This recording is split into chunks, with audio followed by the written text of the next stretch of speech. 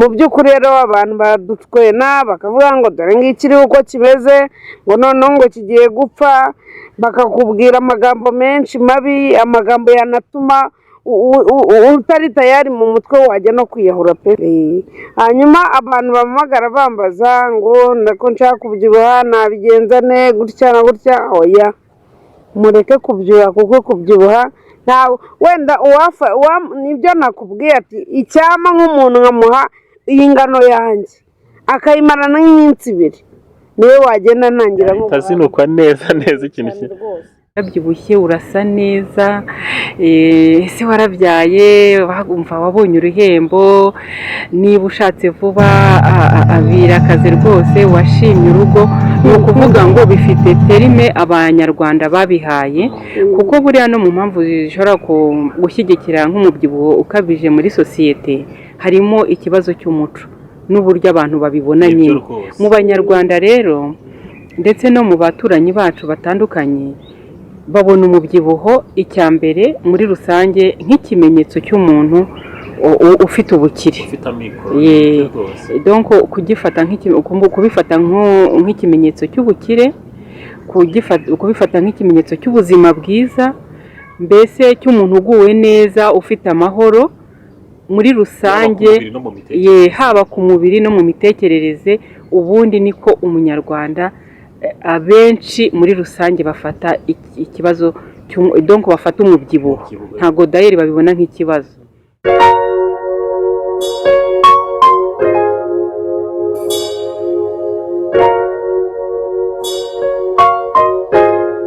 Twishimiye kubana namwe muri iki kiganiro aho tugiye kuganirizwa byinshi tutari tuzi ku mubyibuho ukabije. Aha rero turi kumwe n'umuntu w'impuguke mu bijyanye n'imbonezamirire witwa Madame Mukakayumba Anastasie, akaba yarabyize akaba anabikora nk'akazi, aho afasha abantu batandukanye mu kuringaniza ibiro, bamwe babyongera abandi babigabanya.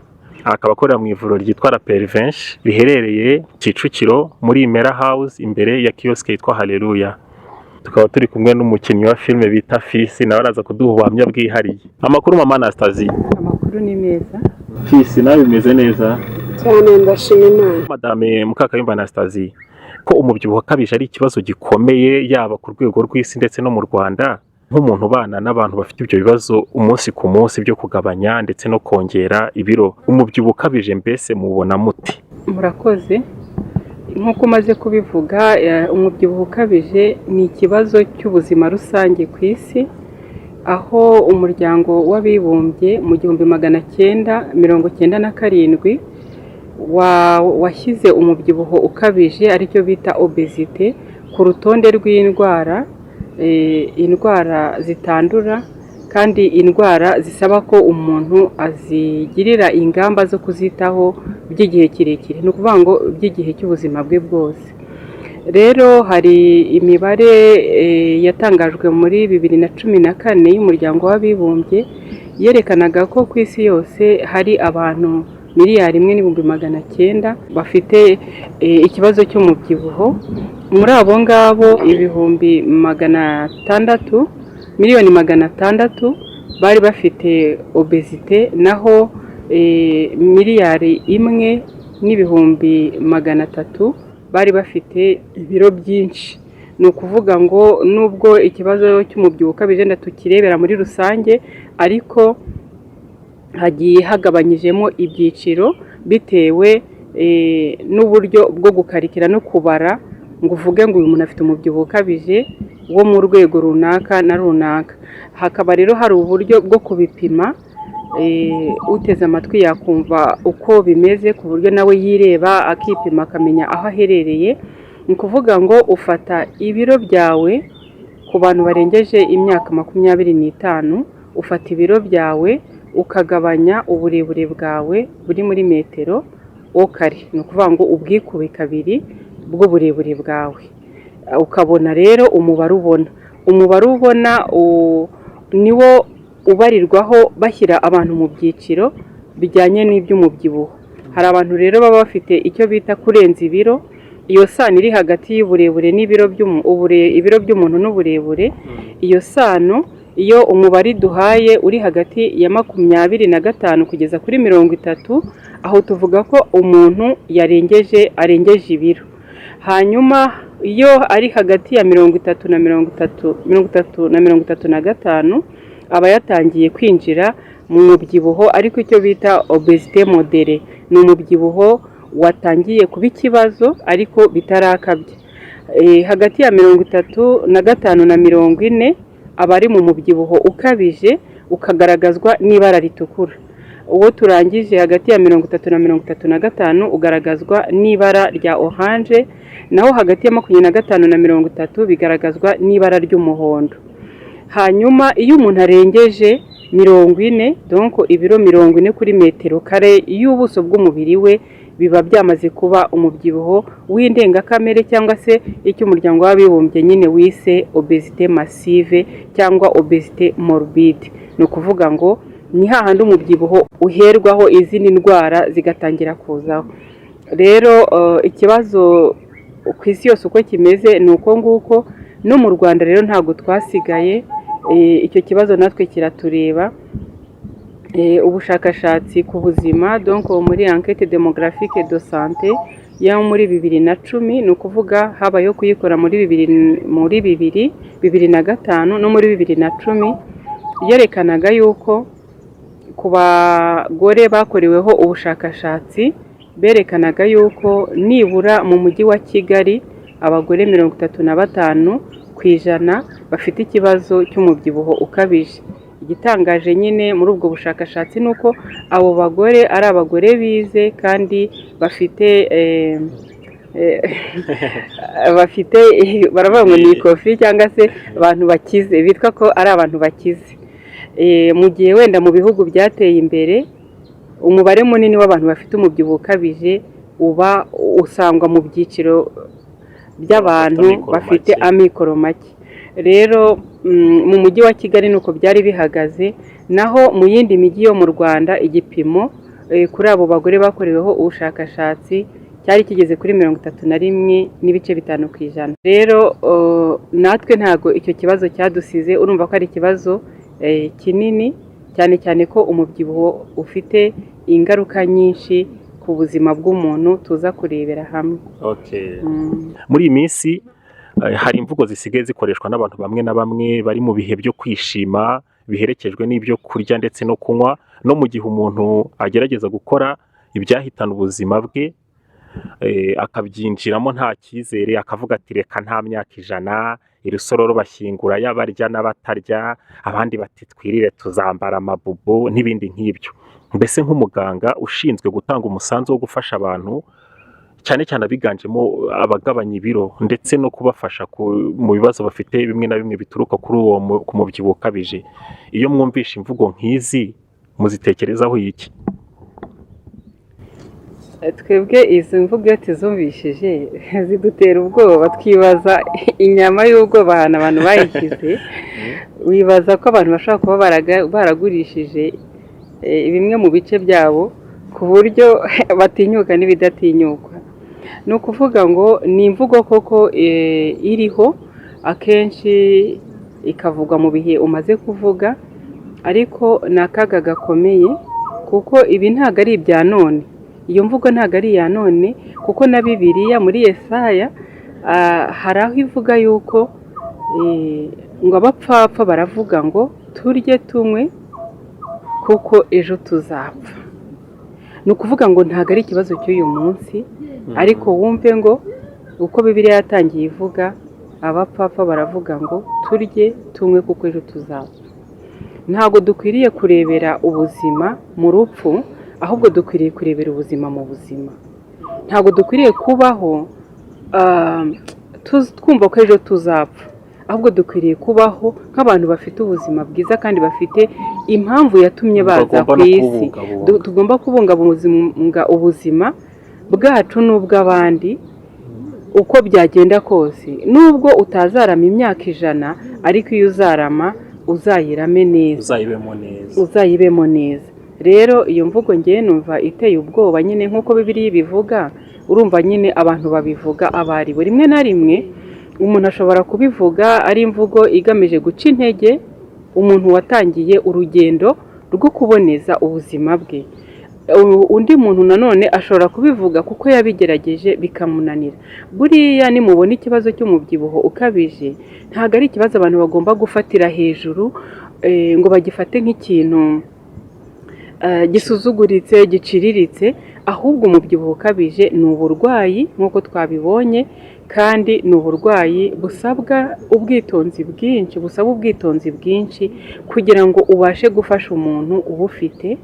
Ntabwo ari ugupfa guhagarara uko wiboneye ngo ubwire umuntu ngo urakuraho ibiro gutya, kuko umubyibuho ukabije ugira impamvu zitandukanye ziba zawuteye, bityo no kugira ngo ubashe gufasha umuntu ugomba kumufatira umwanya wo kumutega amatwi, ukabanza kumenya impamvu angana gutyo uyu munsi, kugira ngo uhere ku mpamvu yabiteye ubone uko umufasha uko bikwiriye.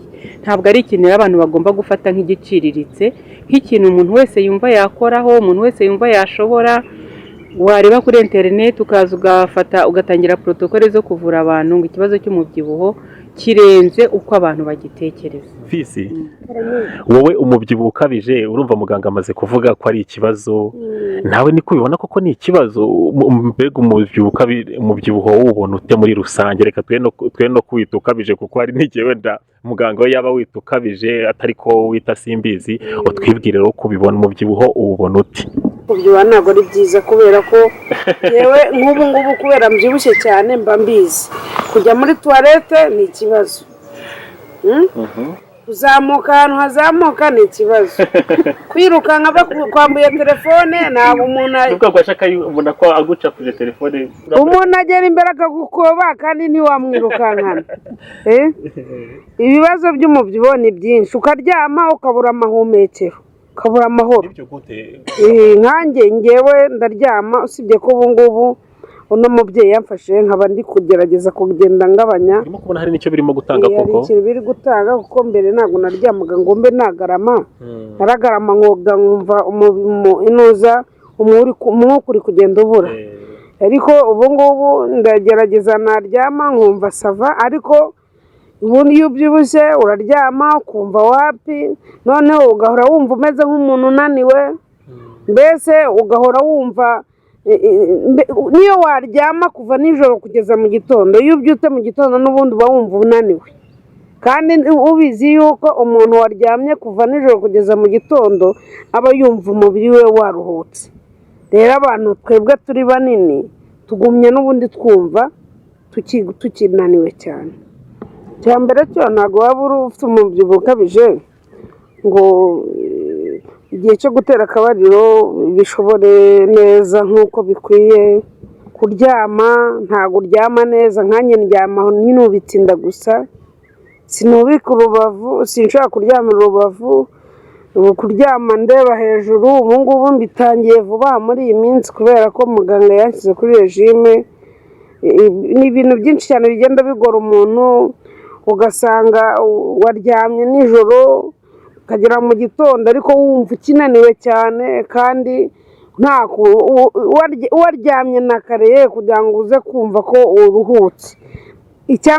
Nk'ubu kwicira inzara, sinshaka kwicira inzara, urumva kujya koga birakugora, birakuvuna.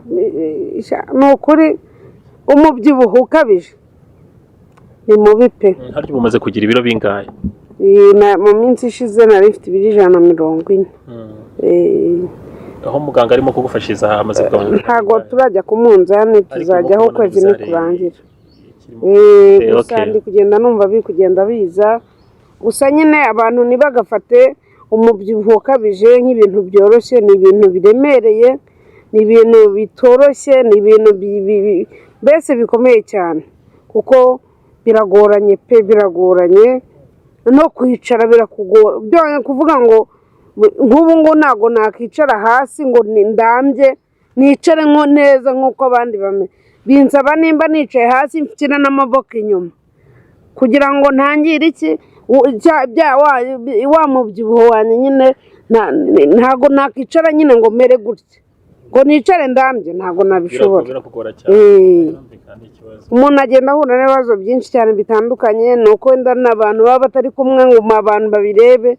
Ubu uvuze ngo ugiye gukora dokimenteri yanjye ewana wabona ari byinshi bindushya. Muganga, turashaka utugaragariza ishusho neza yerekana ukuntu abanyarwanda bafata umubyibuho kuko ubana nabo umunsi ku munsi. Muri rusange ntabwo ubu aka kazi umuntu aba agakora wenda ngo agume mu biro gusa, uganira n'abantu batandukanye, ukumva n'imyumvire wenda umuntu yari afite mbere agitangira kubyibuha, mbese bicyoroheje bitaragera mu gihe bigoye nyine nk'uko Fils amaze kubivuga, ibiro byatangiye kukubera imbogamizi ku buzima, bitangira abantu babyishimiye.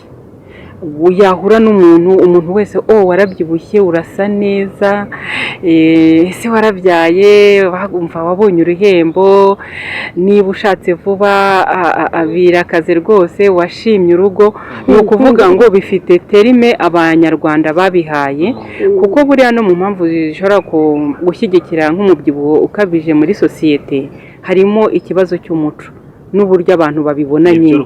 Mu banyarwanda rero ndetse no mu baturanyi bacu batandukanye babona umubyibuho icya mbere muri rusange nk'ikimenyetso cy'umuntu ufite ubukire. Donc kubifata nk'ikimenyetso cy'ubukire, kubifata nk'ikimenyetso cy'ubuzima bwiza, mbese cy'umuntu uguwe neza ufite amahoro muri rusange, haba ku mubiri no mu mitekerereze. Ubundi niko umunyarwanda abenshi muri rusange bafata ikibazo, donc bafata umubyibuho.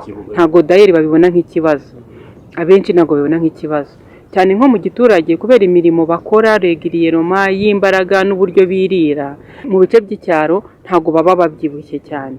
Rero nko kukubona uba i Kigali utabyibushye, akase wowe rwose ko wagira ngo ntube i Kigali kuki utabyibuha, ariko donc ukabona ko icyo nicyo kintu umuntu akubaza. Wabonye wa muhungu wo kwa runaka yarabyibushye, afite ifaranga ari naryo, wenda ashobora no kuba nta nayo afite, ariko icyo kintu ni uko abanyarwanda bacyumva. Niba washatse umugore ugomba kubyibuha, niba wabyaye ugomba kubyibuha. Donc ibyo bintu bikaba byaragiye mu muco wacu. Ubona rero hari n'abantu bagifite ikibazo yuko n'igihe byatangiye kumugora, kugenda byamunaniye, guhumeka byamunaniye, akomeza gutsimbarara kuri cya kintu. Abantu nibabona nagabanutse ibiro bazavuga ko nakennye, bazavuga ko wenda umugabo andaza ku nkeke, bazavuga ko umugore wanjye, donc bakumva bazavuga ikamubuza kuba yagabanya ibiro, akumva ko donc ikibazo nacyo cyo muri sosiyete yacu cyo kuvugavuga, abantu bavuga abandi, nacyo kiba ikintu cy'urucantege igihe umuntu agize gahunda yo kugabanya ibiro. Hari n'ababigabanya bakagera ku ntego neza bakabigeraho pe, ariko uruvugo rugatuma neza depoza bya bindi byose yari yaragerageje gukora, akongerera akisubirira kuri bya biro yari afite mbere. Hanyuma Fils, abantu wowe yaba abavandimwe bawe cyangwa abantu b'inshuti zawe n'abandi ugiye wumva ku ruhande, ubona bafata gute umubyibuho?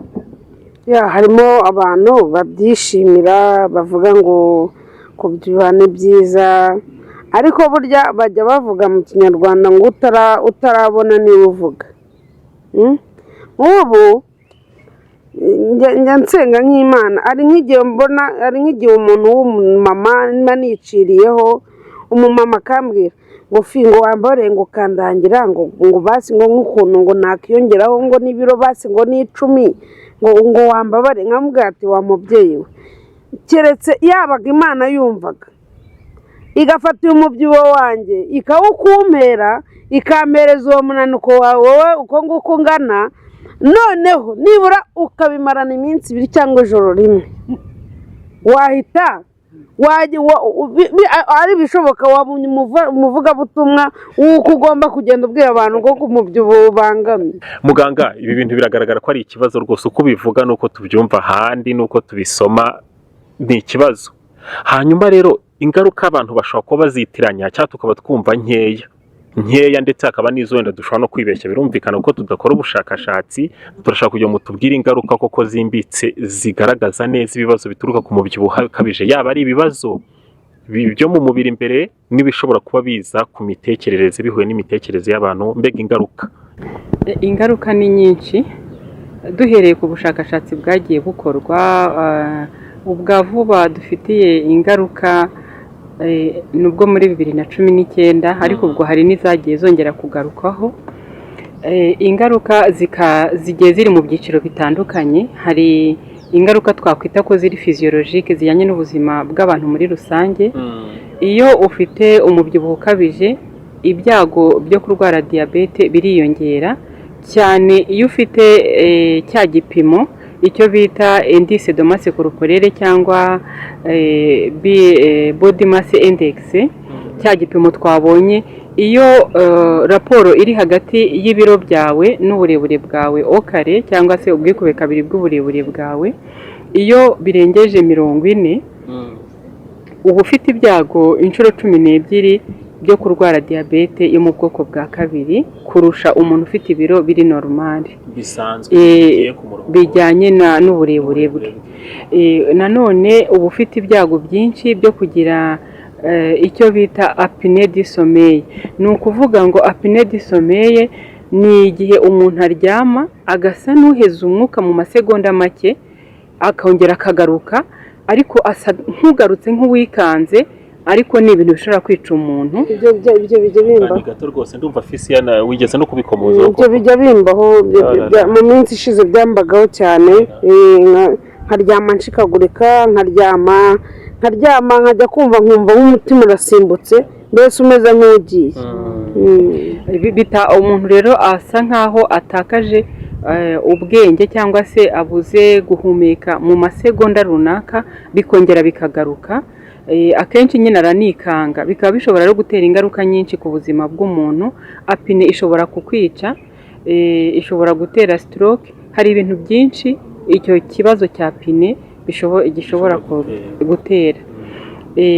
Iyo umuntu abyibushye cyane, ibyago byo kurwara kanseri, hari kanseri zimwe na zimwe zihabwa akito iyo zigeze mu mubiri w'umuntu ubyibushye cyane. Harimo kanseri ya nyababyeyi, kanseri y'inkondo y'umura, kanseri y'ibere, kanseri y'uruhago rw'inkari, kanseri zimwe na zimwe muri kanseri zo mu maraso, na kanseri yo mu muhogo.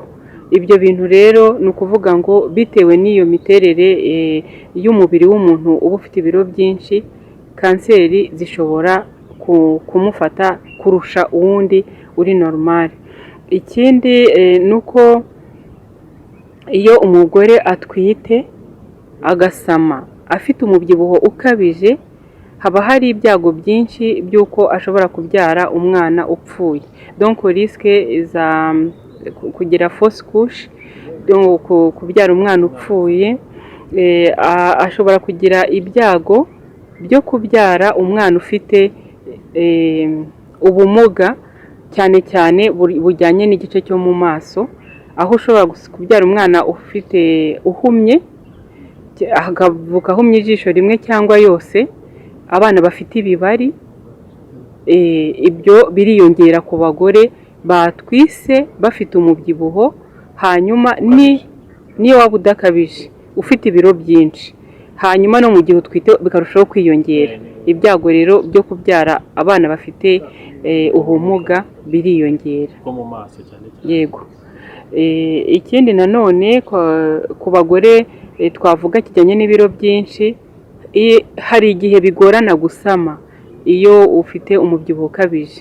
Muganga wakakubwira ati uzabanza ugabanya ibiro, kubera ko umubyibuho ukabije utera icyo twakwita dérèglement hormonal. Ni ukuvuga ngo kuba imisemburo itari ku murongo neza. Ikindi nk'iyo abantu bafite ikibazo gishobora gutuma batabyara ngo batwite mu buryo busanzwe, bagategereza bwa buryo bukoreshwa bwa gihanga bwa IVF, nanone amahirwe yo gusama ufite ibiro byinshi bwa IVF buba buri hasi cyane. Mu ngaruka nanone ziri physiologique, iyo umugore atwite afite ibiro byinshi, aba afite ibyago byo kurwara umuvuduko munini w'amaraso, ashobora kugira ikibazo cy'amaraso avura icyo bita thromboembolie. Ikindi kandi kubyara abazwe birushaho kuba ari byinshi kurusha igihe yaba yatwise afite ibiro normale, nubwo hari n'izindi mpamvu zishobora gutuma umuntu abagwa, ariko ku bagore batwiteho kubyara babazwe byo biba biri ku gipimo cyo hejuru. Ikindi nanone ni uko umuntu ubyibushye aba afite ibyago byo kuba yagira uburwayi bwitwa steatose hepatike cyangwa fatty liver, aho usanga umwijima ufite ibinure byinshi byawufasheho. Uko ubyibuha niko iyo ndwara ishobora kukwibasira. Iyo ndwara ifite yo kuzana ibinure byinshi ku mwijima biba biri muri grade zitandukanye, grade ya mbere, ya kabiri, ya gatatu cyangwa kugera ku ya kane. Akenshi iyo umuntu ageze kuri grade ya kane bishobora kumwica kuko agira urushwima.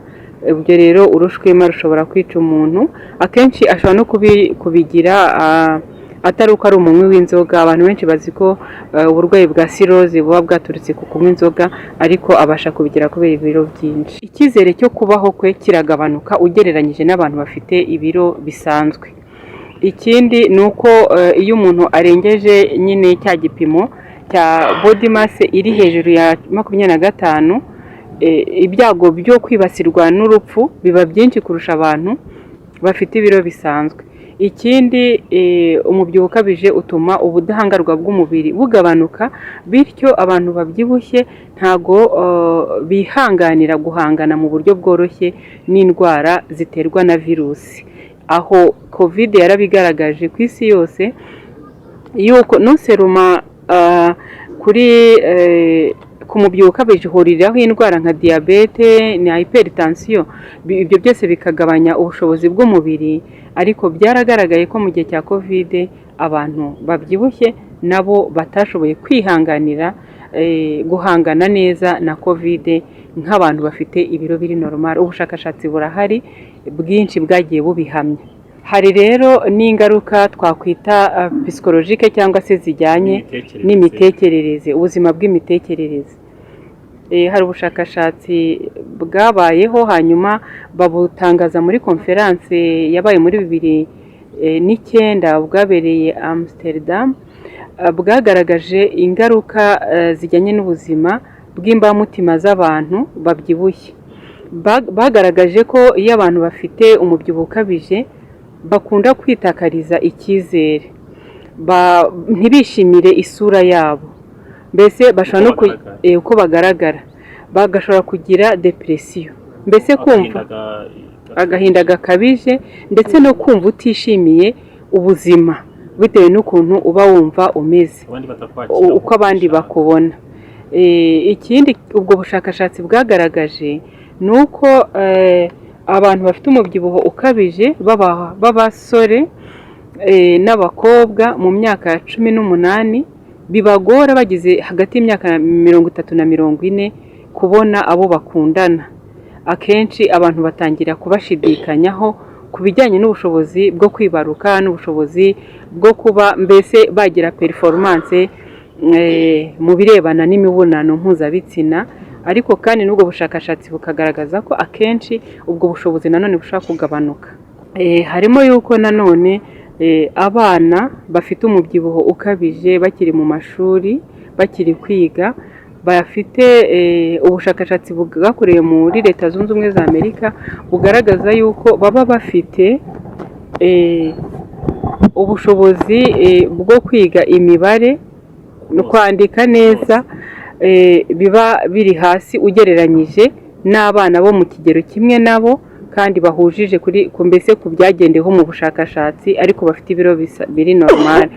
Uburyo nanone bashyira umutima ku bintu, donc uburyo bakora attention ku bintu nabwo buragabanuka cyane, donc buragabanutse ugereranyije n'abana bafite ibiro bijyanye n'uburebure bwabo.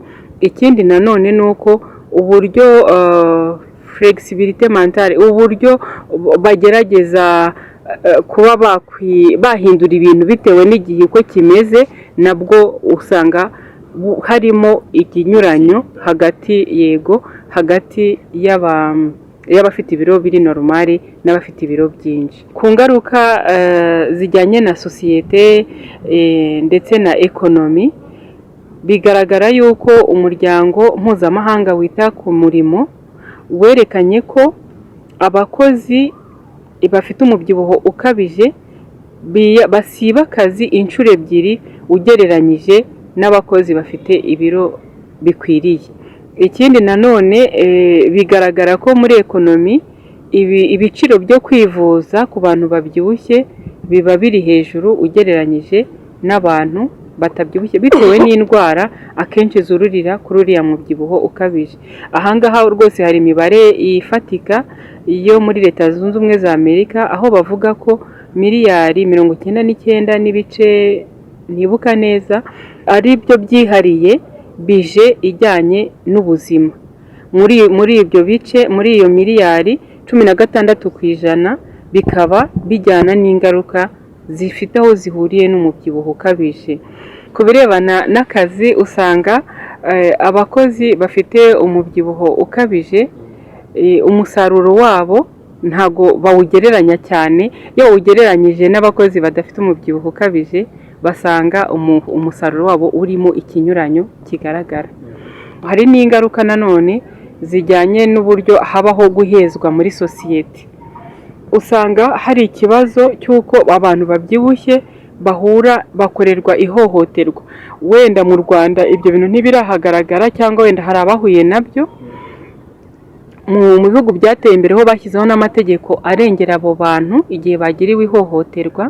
Igihe umukozi ajya gukora ikizami agatsinda ariko ugasanga akazi bagahaye mugenzi we bagendeye kuri ibyo biro kuko we ibiro bye bamubonana bigatuma bibaye impamvu yo kubura akazi. Icyo rero kikaba ari uguhohoterwa. Hari ababahemba makeya kandi bari ku murimo umwe ufite uburemere bumwe n'ubwundi ufite ibiro bisanzwe. Ibyo nabyo bikaba ari ihohoterwa, iryo naryo bahura naryo. Hari amazina babita, hari uburyo babazomera, babakwena, babaha inkwenene, niba ibyo bintu niba wenda ari nk'ahantu agiye kurira cyangwa agiye kuzamuka, abantu bose mbese ugasanga ko ari ibintu bibabaza umutima.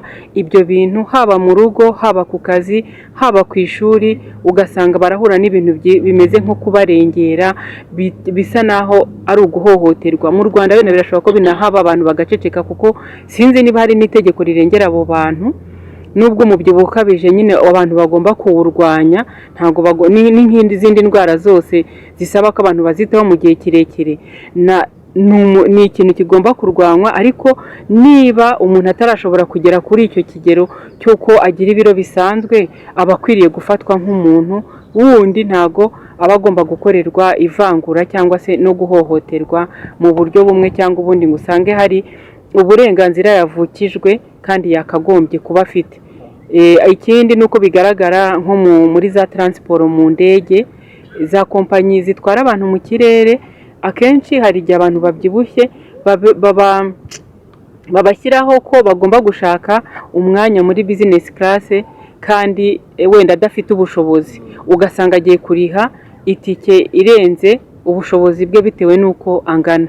Ibyo nabyo ntekereza ko ubushakashatsi bwagiye buvuga ko ibibazo by'abantu bimeze gutyo bahura nabyo kenshi, kandi rwose amakompanyi atwara abantu mu kirere yo aba ari kategorike kuri ibyo bintu, nta mikino ibirimo. Aho naho rero bajya bahagiriramo ikibazo, cyangwa ugasanga aho agiye kujya mu modoka bamuciye dubure, amafaranga yikubye kabiri. Ibyo byose rero uba ubona ko ni ingaruka zigera kuri uwo muntu, cyangwa kubona imyenda yambara nabyo bikaba ikibazo. Imyenda yose yigeze ugasanga ntabwo imukwira. Rero abantu batekereza kuri iyo myenda y'abantu banini bagacibwa intege akenshi yuko badakwiye gushyigikira ko abantu bakwiye gushyira imbaraga mu gutuma ibiro byabo biba bizima, aho kugira ngo babashyigikire mu kubakorera imyenda minini. Ariko mu gihe uwo muntu atarabigeraho, cyane ko ari urugendo kandi rusaba kwihangana na discipline n'ibiki, ibyo bintu igihe uwo muntu atarabigeraho aba akeneye kwambara, aba agomba rero kubona imyenda. Birabagora rero n'imyenda yabo ugasanga kuko abona ko nta yandi mahitamo afite, nta n'ahantu ari bukuru uwo mwenda, bakawumugurisha ku biciro biri hejuru cyane. Ibyo nabyo ibyo nabyo ni akarengane, ni ihohoterwa naryo bahura naryo. Ni ukuvuga mu zindi ngaruka ndetse ziteye ubwoba harimo icyo bita signe de décadence. Mu kinyarwanda umuntu agenekereje ni nko kuvuga ngo ikimenyetso cyo kuzimira k'umuryango w'abantu batuye ku isi, kuko iki kibazo ni ikibazo kiri ku isi yose, ntabwo ari ikibazo kiri ahantu hamwe. Ku isi yose mu bihugu byose ikibazo cy'umubyibuho kirahari. Rero ahangaha hari ubushakashatsi bukomeye bwakozwe bwerekana ko umubyibuho ukabije uri mu bintu byerekana ko sosiyete iri mu marembera, aho umufaransa witwa Dominique Moïse yavuze ku kibazo cy'umubyibuho ukabije avuga ngo Leta Zunze Ubumwe za Amerika umubyibuho ukabije uri mu bintu bisa naho bishobora kubasubiza inyuma, kandi ko Leta ya Amerika nayo igomba kuba maso kuri iki kibazo, kubera ko ari ikibazo gikomeye kituma bibaza ngo uyu mubyibuho nukomeza gutya tuzakuraho abapilote, tuzakuraho abasirikare, tuzakuraho abapompiste, tuzakuraho abapolisi, tuzakuraho abantu bafite ubuzima bukwiriye, cyane cyane ko twabonye n'ingaruka zindi bigenda biteza. Impamvu abo bantu yabavuzeho cyane ni abantu mu mirimo yabo ya buri munsi biba bisaba ko ari abantu bibatura, ari abantu bakora babanguka mu mirimo bakora. Rero icyo kibazo yanakivuze avuga ko bishobora gutuma niyo abasirikare ba Amerika basohotse bagiye gukora intervention mu bihugu byo hanze, uburyo bagaragara bishobora nko gutera ipfunwe mu isura y'umusirikare. Icyo kintu rero cyo kuvuga ngo ni ikimenyetso cy'ubuhenebere, ngiye ku rwanjye ruhande numvishe giteye ubwoba cyane ko n'umubyibuho bishobora gutera n'indwara, gutuma indwara zibasira ubwonko nanone ziyongera nka Alzheimer, n'indwara bita demence, ni indwara ifata ubwonko bukangirika, donc bigatuma ubushobozi bw'ubwonko bugabanuka cyane, ibintu umuntu yakoraga bikarushaho kugenda bigabanuka. Ikindi nanone n'indwara ya demence, usanga umuntu yibagirwa agenda atakaza nk'inyungu yo kubaho. Niba ari umuntu wakoraga ukabona akazi atangiye kugaragaza inyungu nkeya mu gukora akazi. Ntabwo demence iterwa gusa n'ibiro byinshi, ariko nanone yongera ibyago byo kuba wagira demence umaze kugera mu gihe cy'ubukuru. Muri 2006 muri konferansi yabereye muri Universite ya Caroline muri Amerika y'Epfo, Britannique w'umugeopoliticier witwa Richard Carmona yagereranyije umubyibuho ukabije nk'ibyihebe by'imbere mu gihugu. Yavuze ngo yawugereranyije na terorisme intérieur, awugereranya nk'aho ari ibyihebe byaba byateye biturutse mu Banyamerika, maze aravuga ngo ndibaza ku hazaza h'Abanyamerika. Ni ukuvuga rero niba Abanyamerika bahangayikishijwe n'icyo kintu kuri urwo rugero, ntabwo ari twebwe dukwiye kurangara ngo tuzatangire gufata ingamba ibintu byamaze kugera kure. Ni ibintu bikwiriye gushyirwamo imbaraga kugira ngo hakumirwe ingaruka zitandukanye z'umubyibuho ukabije hakiri kare. Muganga, urakoze cyane kuduha ishusho rusange ndetse no mu buryo bwagutse rwose igaragaza uburyo umubyibuho ukabije ari ikibazo abantu bagomba kwitaho. Fisi, bimeze bite? Tubwira ingaruka mu by'ukuri ziho ku mubyibuho ukabije, bivimuzi nk'umuntu nyine ibyo bintu byabayeho, utanga ubuhamya neza rwose, tubwize ukuri Abanyarwanda basobanukirwe neza ngo mbega umubyibuho ukabije ni ikibazo kimeze gute. nka kiriya kintu cyo kwibagirwa kiba kimbaho cyane, kimbaho ku buryo nshobora nko kujya kuri botike ngiye kugura isabune, ntageraho nkagura nk'umunyu. Biba kenshi? Ntabwo ari kenshi ariko bimbaho, cyangwa nkajya nko mu nzu ngiye kuzana ikintu, nagera mu nzu nkibagirwa ikintu nari ngiye kuzana. Hanyuma ikindi kintu, abantu bambonye nagiye ahantu ku kinyamakuru, bambonye bo bagira ngo ni ibintu ngiye nishimiye, ndi kuvuga ngo nkunda kubyibuha, nifuza kuzagira ibiro 1000 kandi mu by'ukuri njye nari ndi mu kazi, ni nk'uko waba uri kwakitinga nari ndi muri filimi, ntabwo ari ibintu byo kuvuga ngo ngewe ngo nari nishimiye, ntabwo nishimiye kubyibuha kuko ndimo ndagabanuka, ndi gushaka nyine kujya kuri taye, ntabwo rero nishimiye kubyibuha pe.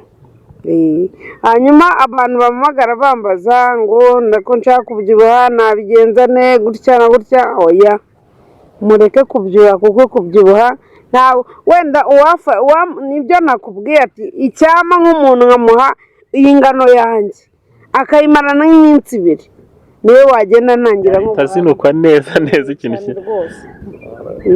Umubyibuho uravuna cyane, uravuna pe. nta izindi ngaruka zijyanye n'uburwayi bwihariye waba ubona buturuka kuri uwo mubyibuho ukabije, cyangwa se n'abantu bashobora kuba bagukwena cyangwa se abantu bashobora kuba baguhohotera, kuko n'umubyibuho ukabije n'ubundi uzana ibyo bibazo by'ihohoterwa nk'uko muganga bitweretse ko ubushakashatsi bigaragaza. we bimeze bite? Ahubwo ibyo bintu muganga yanabivuzeho, abantu njya kurira moto, umuntu abantu bakavuza induru ngo motari ngo agiye kukwicira moto, uziko no kugira ngo ubone imbaraga zikugeza kuri moto birananira pe. Igihe ngiye gutera akaguru ngo njye kuzamura akaguru njye kuri moto, bavuza induru n'inegera rifite zo nari nifite utubaraga dukeya ko gutera inuza umugeri kugira ngo ngere kuri moto bikananira.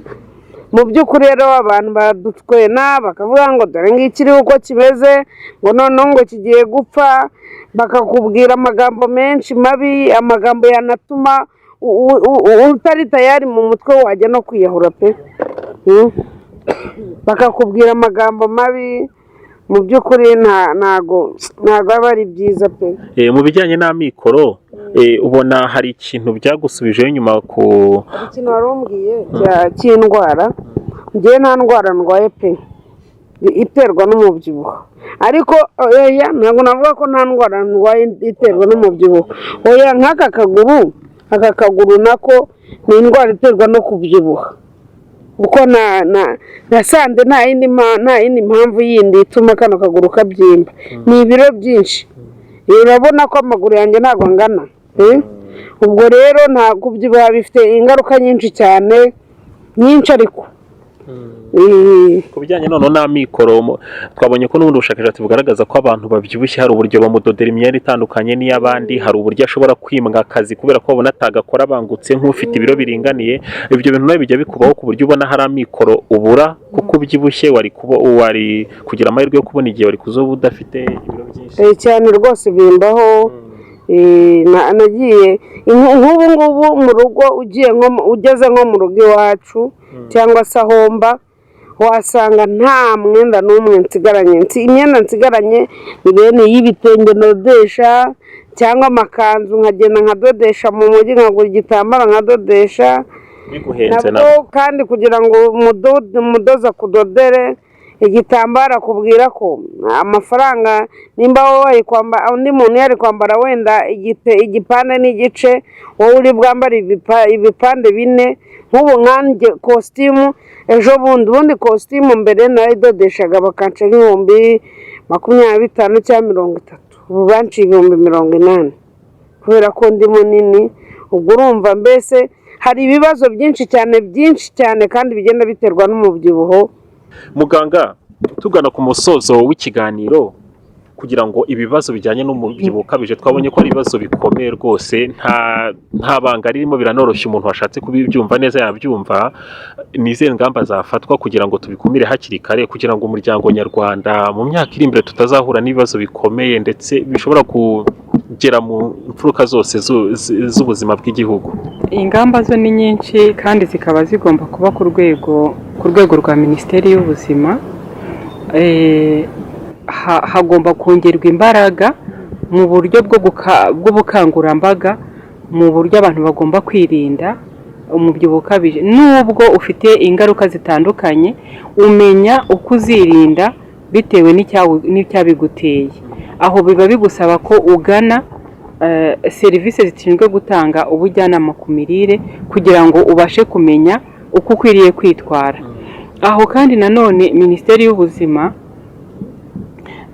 yashyizeho nka gahunda ku rwego rw'igihugu. Hari gahunda ya siporo rusange, hari siporo rusange abantu bakora, hari na siporo aho bashyizeho amasaha ku wa gatanu abakozi mu bigo bitandukanye bagomba kujya gukora siporo, kuko mu mpamvu zitera umubyibuho ukabije harimo no kuba abantu badakora imyitozo ngororamubiri, guhora bakora akazi bicaye, ibyo nabyo bikaba byateza ibibazo. Rero birasaba Minisiteri y'Ubuzima kongera imbaraga mu bukangurambaga kuri iki kibazo kijyanye n'umubyibuho ukabije. Birumvikana ko akenshi iyo bari kuvuga ibibazo by'imirire bavuga yuko ibihugu bya Afurika, ibihugu biri mu nzira y'amajyambere n'icyacu kirimo, bavuga ko ho twe dufite icyo bita double fardo cyangwa se umutwaro uremereye inshuro ebyiri, aho 33% by'abana bari munsi y'imyaka 5 bari mu mirire mibi iterwa no ko babuze ibiryo bibatunga bikwiriye kujyana gutuma ubuzima bwabo bumera neza.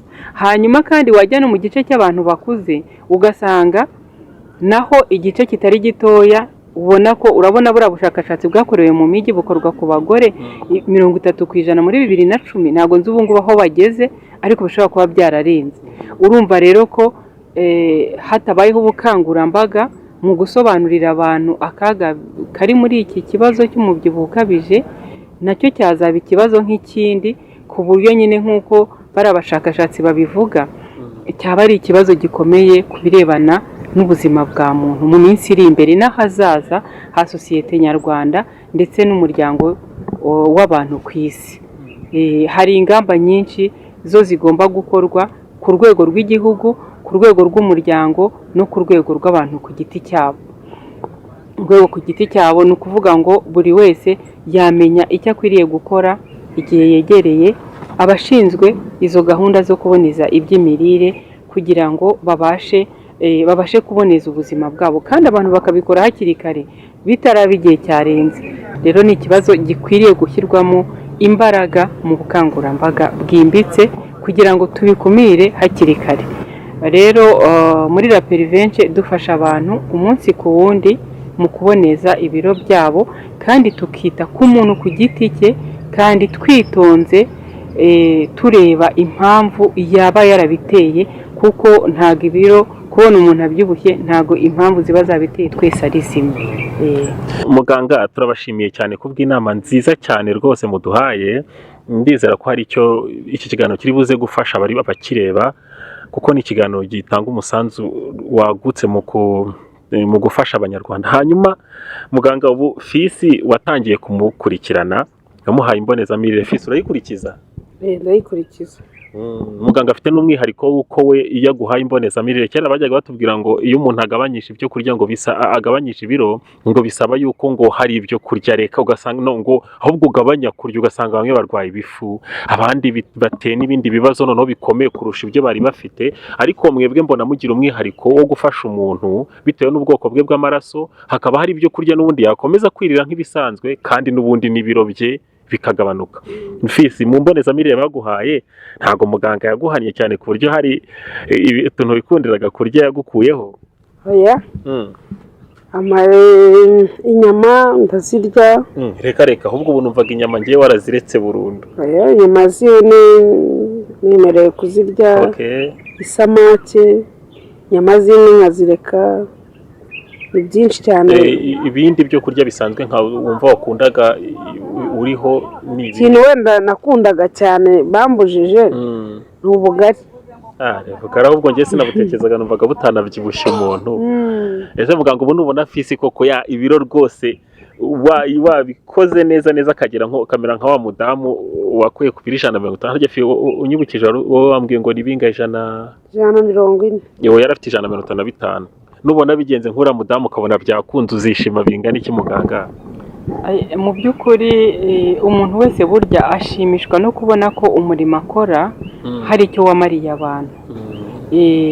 Ni ukuvuga ngo hari ibintu byinshi Fisi azaba asimbutse. Ubu aracyari mutoya, kuko uko imyaka igenda yegereza iba myinshi niko burya n'ingaruka z'ibiro zirushaho kugaragara. Ariko hari ibintu byinshi azaba arokotse, icyo kizadushimisha.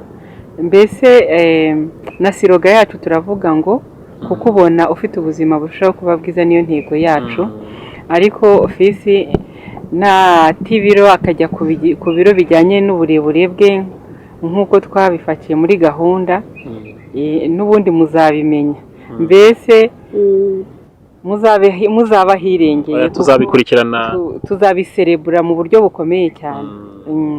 Ni byiza Fisi, ndizera ko rwose urumva muganga yemeye kugufasha kandi urimo kubona hari n'amahinduka meza cyane. Nk'ubu mbere hari igihe najyaga nko mu ivatiri, n'urugero nakicara hamwe imbere kutwirwamo bikanga, kubyibuha nk'abantu abantu bankurikiranye, Imana ibafashe rwose, nako namwe mwifashe, ntabwo navuga ngo Imana ibafashe, mwebwe mwifashe. Nimba uzi ko ubyibushye urengeje wenda n'urugero ibiro 70 kandi ubona bidahuye n'uburebure bwawe, gerageza rwose ugabanye umubyibuho, kubera ko duhura n'ibibazo byinshi cyane, byinshi. Ariko umuntu arakubwira ngo wowe wikicara hano ngo urabyibushye ngo ujye inyuma, kandi mu by'ukuri wowe wishakiraga wa mwanya w'imbere, ariko kubera ko ubyibushye uri bumusunike gushyiramo ntuza vitensi byange, ubwo biragusaba kujya inyuma. Mbese ni ibintu byinshi bigenda bitugora. Ni ibibazo rwose birumvikana. Hanyuma rero turabashimiye mwebwe mwadukurikiranaga, tukaba abantu bakurikiye ikiganiro. Ikigo mbonezamirire cyitwa La Pervenche giherereye Kicukiro muri Imera House imbere ya kioske bita Haleluya, niho icyo kigo gikorera. Abantu bafite ibibazo bitandukanye bijyanye no kuringaniza ibiro, baba bafite byinshi bakeneye kubigabanya cyangwa se abafite ibiro bike, nabyo nubwo tutabikomojeho nabo iyo serivisi barayitanga, ndetse n'indwara zifite aho zihuriye n'imirire. Wanabahamagara kuri 0788 60 60 46 cyangwa kuri 0780 62 63 78. Murakoze cyane rero, Nyagasani akomeze kubana namwe.